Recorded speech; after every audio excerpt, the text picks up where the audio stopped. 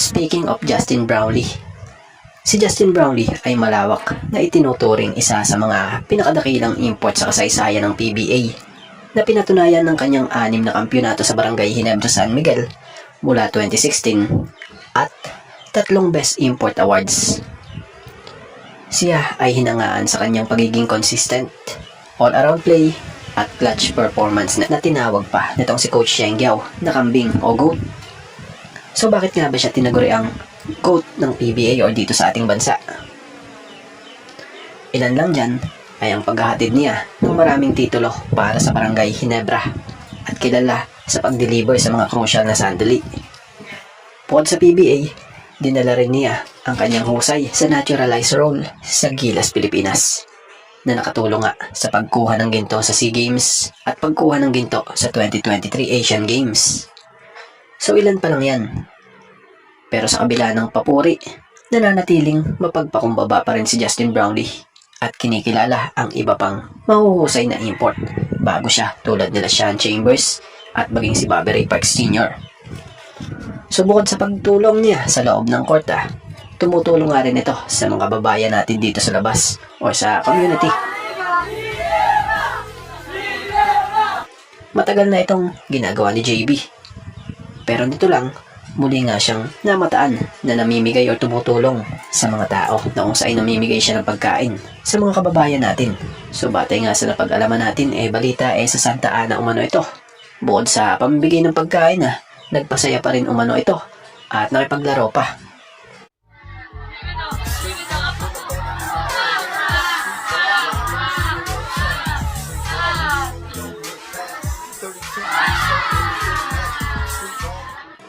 So dito mo makikita ang tunay na GOAT talaga. Kahit pagod sa paglalaro, hindi siya nagdadalawang isip na tumulong sa mga tao. Isa na rin panigurado ito sa dahilan ng kanyang pasasalamat dahil na rin sa pagmamahal sa kanya ng mga taong Pilipino. Ito yung player na imbes na magbakasyon sa mga kung saang lugar o mamahaling lugar at mag-chill habang pansamantalang bakasyon, mas pinili niya pa nga rito na makihalubilo sa isang barangay para makatulong at makipag-bonding.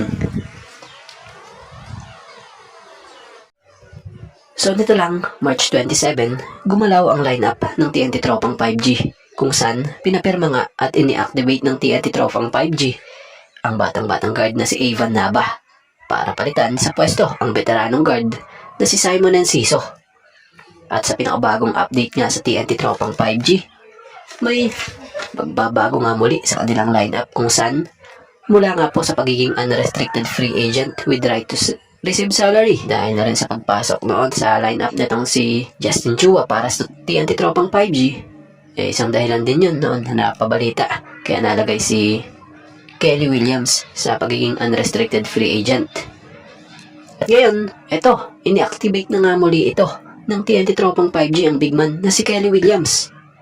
Batay nga sa report ng Tiebreaker Times, credit po and thank you. So ngayon tuluyan na nga pong ibinalik sa lineup si Kelly Williams kung saan papalitan ito sa pwesto. Itong si Gio Halalon. So balita yung muli nating makikita sa TNT Tropang 5G si Kelly Williams versus Meralco sa paparating na laro ng TNT.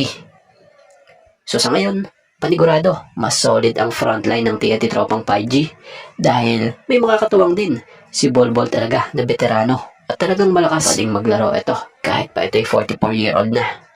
So sa itsura at tindigan nitong si Kelly Williams, kung titingnan mo, fit pa rin talaga siya at kondisyon talaga. So kagandahan pa rito kilalang kilala niya ang takbo ng sistema ng TNT Tropang 5G.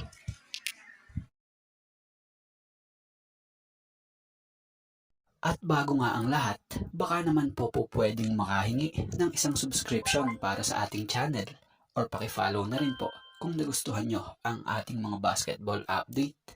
At kung ito na may makakabigat para sa inyo, kahit isang like and share na lamang po.